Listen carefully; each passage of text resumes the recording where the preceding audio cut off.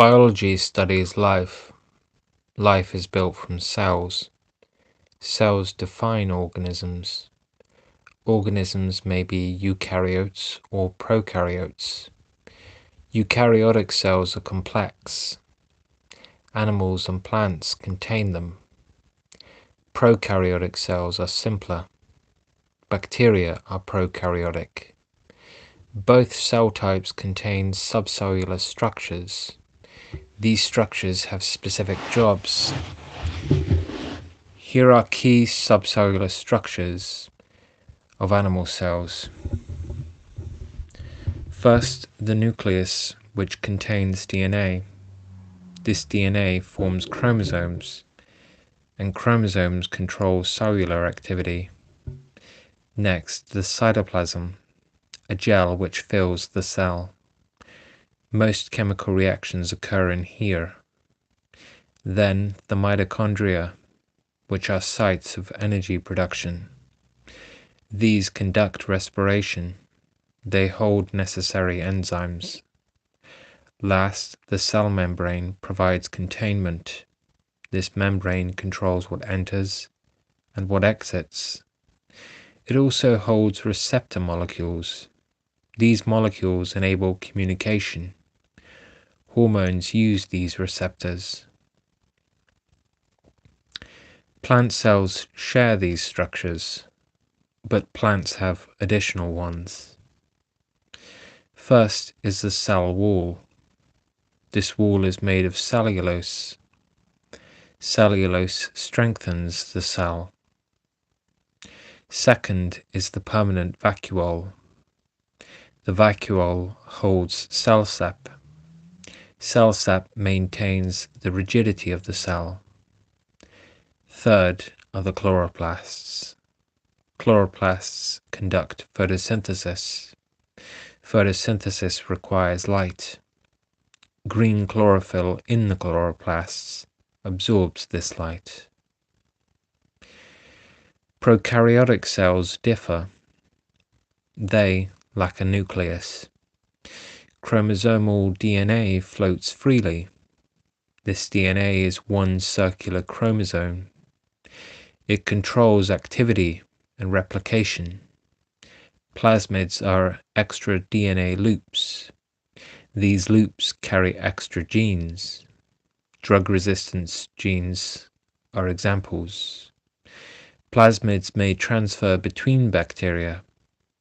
A cell membrane controls transport, and the cell wall provides support.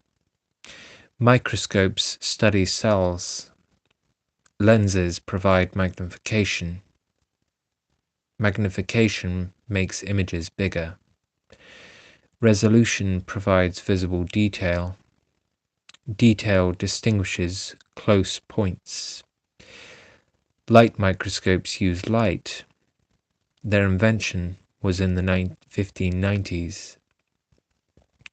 They reveal nuclei and chloroplasts. Electron microscopes use electrons. Their invention was in the 1930s. They reveal smaller details. Using these, mitochondrial structure is visible. Understanding of structures improved vastly. Only electron microscopes show plasmids. They also show viruses. Transmission electron microscopes are TEMs. TEMs have high magnification and high resolution, but they are expensive and lack portability. Also, specimen preparation is complex, and living tissue cannot be viewed. Cell function determines structure. Specialization requires specific structures. Muscle cells respire extensively. They contain many mitochondria. Plant cells in darkness lack chloroplasts, and so function dictates form. The light microscope reveals cells. It requires correct operation. First, we must understand its parts. The eyepiece lens is for viewing. The objective lens provides magnification. Common magnifications are ×4, ×10, and ×40. The stage holds the slide, and the clip secures the slide. The handle is for carrying the scope, and the lamp provides illumination. Finally, the focusing knobs adjust clarity. Specimen preparation is essential. All specimens must be thin. Thin sections allow light transmission. Preparation starts with a clean slide. A drop of water or mountant is placed centrally. This drop secures the specimen. Tweezers position the specimen. Transparent specimens require staining. Iodine stains cytoplasm. Methylene blue stains DNA. Staining provides the required contrast. Next, apply the cover slip. Place one edge against the slide. Lower it at an angle using a mounted needle. This technique minimizes air bubbles. Gently press to remove trapped air, because bubbles will obscure the view. Viewing follows preparation. Secure the slide with a stage clip. Begin with the lowest power objective lens. This is usually the ×4 lens. Use the coarse adjustment knob. Raise the stage to just below the lens. Then look through the eyepiece. Slowly lower the stage by turning the knob. This will prevent lens damage. Stop when the specimen is nearly focused. Use the fine adjustment knob for a sharp image. Higher magnification reveals more detail. Switch to a ×10 or ×40 objective lens. In doing so, refocusing is necessary. Higher power provides closer examination, but it reduces the field of view. It also reduces the light. Handle a microscope methodically. Methodical procedure ensures success. Microscopy involves measurement. Measurement requires numbers. Magnification defines image scale. It compares the image size to the real size. Two methods calculate magnification. Method 1 uses lens powers. Multiply eyepiece magnification by objective magnification. This gives you total magnification. Consider a 10 times eyepiece. Pair it with a 40 times objective. 10 times 40 gives us a 400 times total magnification. Method 2 uses dimensions. Divide image size by real size. This gives you the magnification. Both sizes must use the same units. Conversion ensures consistency. A formula triangle aids in calculation. Cover the unknown variable to find the equation. Imagine a real specimen. Imagine it is 70 micrometers wide, and the magnification is 100 times. Rearrange the formula for image size. We find image size is magnification times real size. 100 times 70 equals 7,000 micrometers. Divide by 1,000 to convert to units. The final image width then is 7 millimeters. Always check the units. Tiny sizes require standard form because large decimals are clumsy. 0.0078 becomes 7.8 times 10 to the minus 3. To do this, move the decimal point. Create a number between 1 and 10. Count the moves you've made. Rightward moves create negative powers. Leftward moves create positive powers. Consider a mitochondrion. Suppose it is 0.0045 millimeters long. Move the decimal 3 places right. The number becomes 4.5. The power is -3. So the length is 4.5 times 10 to the -3 millimeters. Calculators help these calculations. Use the exp or times 10 to the x button. Consider the number 1.23 times 10 to the -5. Type 1.23. Press exp. Press the negative button. And finally press 5. All calculation requires precision. DNA acts as an organism's blueprint. This blueprint holds genetic instructions. Instructions regulate life and growth. These instructions reside within chromosomes. Chromosomes are packages of DNA. DNA forms a double helix. This helix resembles a twisted ladder. The ladder comprises 2 strands. Each strand is a polymer. Polymers are chains of repeating units. These units are called monomers. The monomer of DNA is called a nucleotide. A nucleotide contains 3 parts. These parts are a sugar, a phosphate group, and a base. Sugar and phosphate form a constant backbone. The base is the variable part. There are only 4 bases of DNA. These are adenine, cytosine, guanine, and thymine. We denote them as A, C, G, and T. Bases link the 2 strands. They connect across the center, similar to rungs in the twisted ladder. The pairing follows 2 rules. Adenine always pairs with thymine. Cytosine always pairs with guanine. This is complementary base pairing. Pairing maintains the structure. Structure enables accurate copying of the DNA. Enzymes are a type of protein. They function as biological catalysts. Catalysts speed up chemical reactions. They remain after the chemical reaction has finished. They control cellular processes. Respiration and photosynthesis are example processes.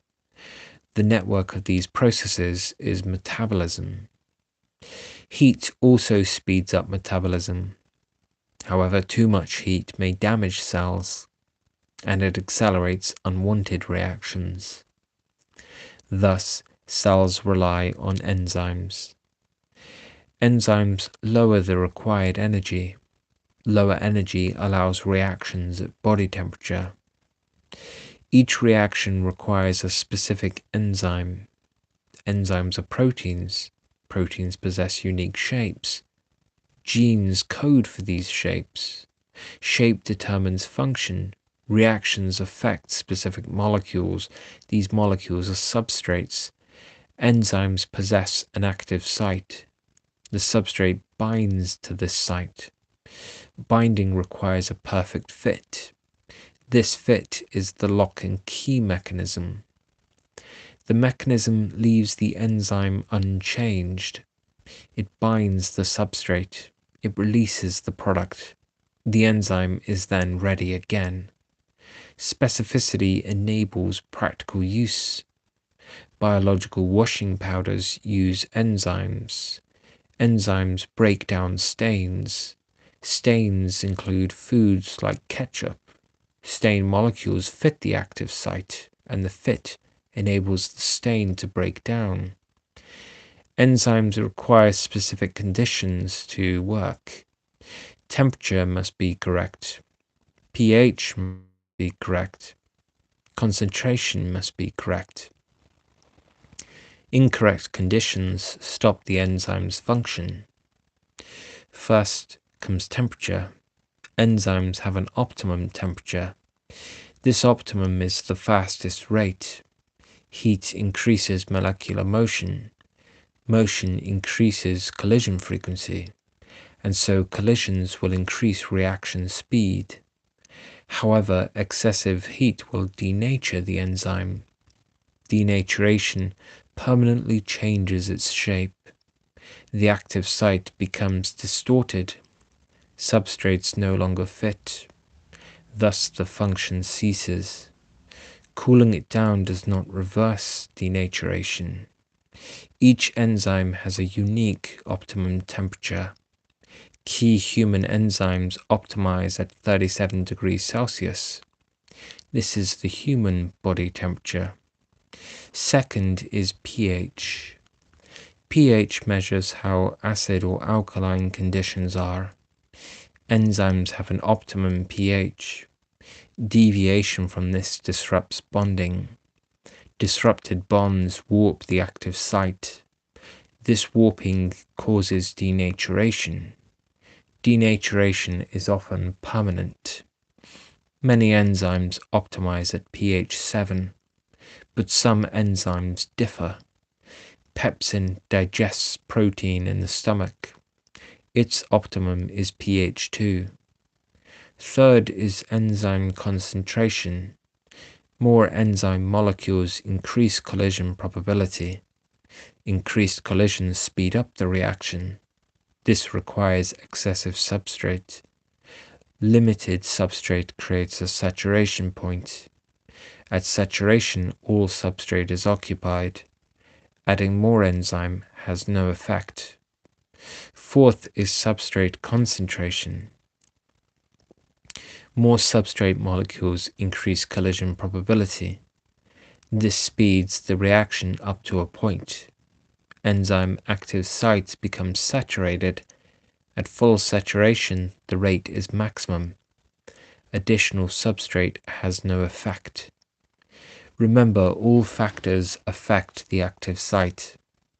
Temperature can warp it. pH can warp it. A warped active site stops the enzyme's function. Investigating enzyme activity requires measurement. Measurement tracks reaction rates. Reaction rates depend on variables like temperature. Proper testing requires changing one variable. This variable is the independent variable. All the other variables must be controlled. Control ensures a fair test. Two methods measure rates. Method 1 tracks product appearance. For example, the enzyme catalase. Catalase breaks down hydrogen peroxide. This breakdown yields water and oxygen. The oxygen volume indicates the reaction rate. To do the test, place hydrogen peroxide in a boiling tube. Place the tube in a water bath. The bath controls the temperature. Next, add the catalase source. Potato is a common source of catalase. 1 cubic centimeter will do the job. Next, attach a bung to the tube and collect the gas produced. Measure the volume for 1 minute. Repeat this 3 times for a mean. And now calculate the rate. Rate is mean oxygen volume divided by the time. Rate units, therefore, are cubic centimeters per second. Repeat the process at different temperatures. Control variables like pH, potato type, and source size. That was method 1. Method 1 tracks product appearance. Method 2 tracks substrate appearance. For example, the enzyme amylase. Amylase breaks down starch. This is found in your saliva and explains why sucking bread turns it sweet. The breakdown produces maltose. which is a sweet, simple sugar. Iodine solution detects starch. Starch turns iodine blue-black, but a lack of starch leaves it browny orange. To do the test, prepare a spotting tile, fill the wells with iodine drops, maintain the reaction in a water bath, sample the mixture every 10 seconds, add samples to the iodine wells, and watch for color changes. Stop when iodine remains brown-orange. This signals starch digestion. Record the total time. Repeat the process at different temperatures. A colorimeter improves accuracy. It measures color electronically. This removes human error. Valid results require strict controls. Change only one variable. Control all other conditions. Otherwise, the results are invalid. Respiration releases cellular energy. Respiration is not the same as breathing. Breathing is a physical act of moving air in and out of lungs, while respiration is a chemical process producing energy. This process of respiration occurs in all cells. It continually breaks down glucose. This breakdown releases energy. Energy is stored as ATP. ATP powers all cell processes. It is essentially the cell's energy currency. Enzymes control these reactions. Consequently, temperature affects the rate of respiration. pH also affects the rate.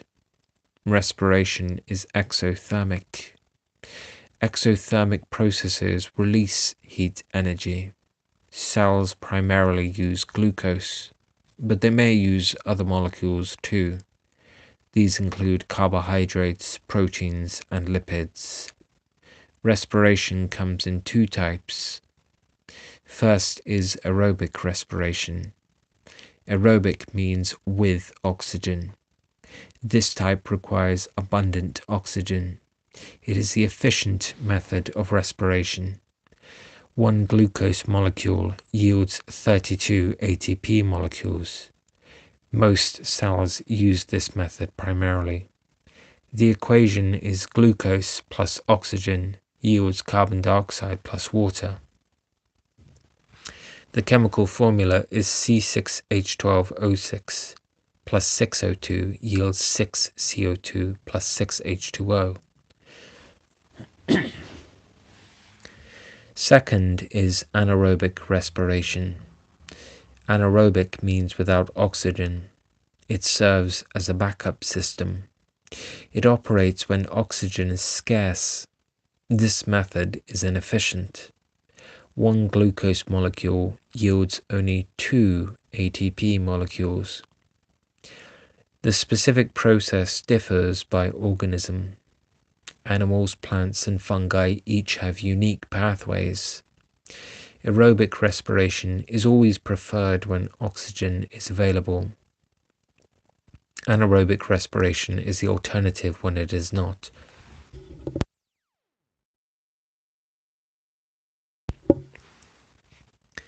After intense exercise, muscles lack sufficient oxygen. Anaerobic respiration occurs without oxygen. Essentially, it is a backup plan. Glucose only breaks down partially. In animals, this produces lactic acid. The equation is simply glucose yields lactic acid. Lactic acid accumulates in the muscles. Accumulation causes pain and fatigue. Movement continues despite this, and so an oxygen debt results. Once exercise stops, heavy breathing continues. This oxygen breaks down the lactic acid. It also restarts aerobic respiration. Plants and fungi respond differently. Yeast is a fungus, for example. and it respires anaerobically. Oxygen shortage occurs in waterlogged soil. It also occurs in fermentation. Their anaerobic equation is different. Glucose becomes ethanol and carbon dioxide. Aerobic respiration requires oxygen. Anaerobic respiration requires oxygen absence. Both processes use glucose as a substrate. Their products differ. Aerobic produces carbon dioxide and water. Anaerobic in animals produces lactic acid. Anaerobic in plants and fungi produces ethanol and carbon dioxide. Energy yield is critical. Aerobic respiration is efficient. It releases 32 ATP molecules per glucose. Anaerobic respiration is inefficient. It releases only 2 ATP molecules per glucose. Energy needs dictate the choice. Biological molecules build living things. Key types are carbohydrates, proteins, and lipids. These molecules are built from smaller units. They are broken down to transfer energy. This energy transfer is respiration. Respiration produces ATP. ATP is the cell's usable energy. It is essentially the cell's energy currency. Carbohydrates contain carbon, hydrogen, and oxygen. Carbohydrates are polymers, so they are built from monomers. Their monomers are simple sugars. Glucose is an example of a simple sugar. Sugars join to form polymers. Polymers of sugars include starch and glycogen. Digestion breaks these polymers down. Enzymes snap the chemical bonds. This occurs in the mouth and small intestine. Proteins are polymers of amino acids. Amino acids link together in long chains. They contain carbon, nitrogen, hydrogen, and oxygen. Enzymes break down these chains. This occurs in the stomach and small intestine. Lipids include fats and oils. They differ from polymers. They are not repeating chains. A lipid is one glycerol molecule. This glycerol attaches to 3 fatty acids. They contain carbon, hydrogen, and oxygen. Enzymes digest lipids in the small intestine. Their digestion releases fatty acids. Fatty acids increase acidity. These fatty acids lower the surrounding pH. Photosynthesis creates food. The process follows an equation. Carbon dioxide reacts with water. Light provides the energy. Chlorophyll absorbs the light. Light and chlorophyll enable this reaction. The reaction produces glucose and oxygen. Photosynthesis has a specific balanced equation. 6CO2 plus 6H2O becomes C6H12O6 plus 6O2. 6 carbon dioxide and 6 water molecules go in. 1 glucose and 6 oxygen molecules come out. Plants and algae perform this process. Thus, they make their own food. Sunlight or lamplight provides energy. This energy builds glucose. Glucose builds biomass. Biomass is living mass. This mass stores energy. This stored energy supports food chains. Animals consume plants, other animals consume those animals, so photosynthetic organisms sustain almost all life. Photosynthesis occurs in chloroplasts. Chloroplasts contain chlorophyll. Chlorophyll captures light. The reaction is endothermic, in other words, it absorbs energy from the environment. 2 stages define the process. First, light splits water. Water yields oxygen and hydrogen. Second, carbon dioxide combines with hydrogen. This combination forms glucose. The rate of photosynthesis varies. 3 factors affect the rate: temperature, light intensity, and the concentration of carbon dioxide. Whichever factor is in shorter supply limits the rate.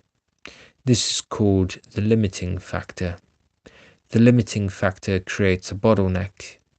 Oxygen production measures the rate of photosynthesis. More oxygen means faster photosynthesis. An investigation uses aquatic pondweed. Released oxygen collects as a gas bubble. The bubble travels into a capillary tube. This setup includes a lamp, a water bath, and the tube. The weed photosynthesizes for a fixed time. The oxygen bubble lengthens. A syringe draws this bubble alongside a ruler. The measured length is proportional to oxygen volume. Testing a factor requires repetition. Only the tested variable changes. For temperature, use different temperatures. All other conditions remain constant. Light intensity, carbon dioxide level, and time stay identical. This method identifies the limiting factor. Photosynthesis proceeds at a given rate. 3 factors limit this rate. These are light, carbon dioxide, and temperature. 1 factor acts as a bottleneck. This bottleneck is the limiting factor. Light provides energy. More light increases the rate of reaction, but this increase has a limit. The graph line eventually flattens. Then light is no longer the limiting factor. Light intensity changes with distance. This relationship follows the inverse square law. Intensity is proportional to 1 over distance squared. Halving the distance quadruples the intensity. Tripling the distance makes it 9 times weaker. Experiments measure light with a meter, or they calculate intensity using this law. Carbon dioxide is a raw material. CO2 levels affect the rate. More CO2 increases speed. This increase also hits a ceiling. The graph plateaus. CO2 stops being the limiting factor. Sodium hydrogen carbonate supplies CO2. Dissolving it in water releases the gas. Temperature becomes the final limit. We know temperature affects enzyme activity. Cold temperature slows enzymes. Slow enzymes restrict the rate. High temperature damages enzymes. Denaturation occurs around 45 degrees Celsius. Heat causes denaturation. The rate crashes. Water baths control temperature in experiments. 1 factor is always limiting. Either light, carbon dioxide, or temperature controls the rate. Identifying this factor explains the speed of photosynthesis.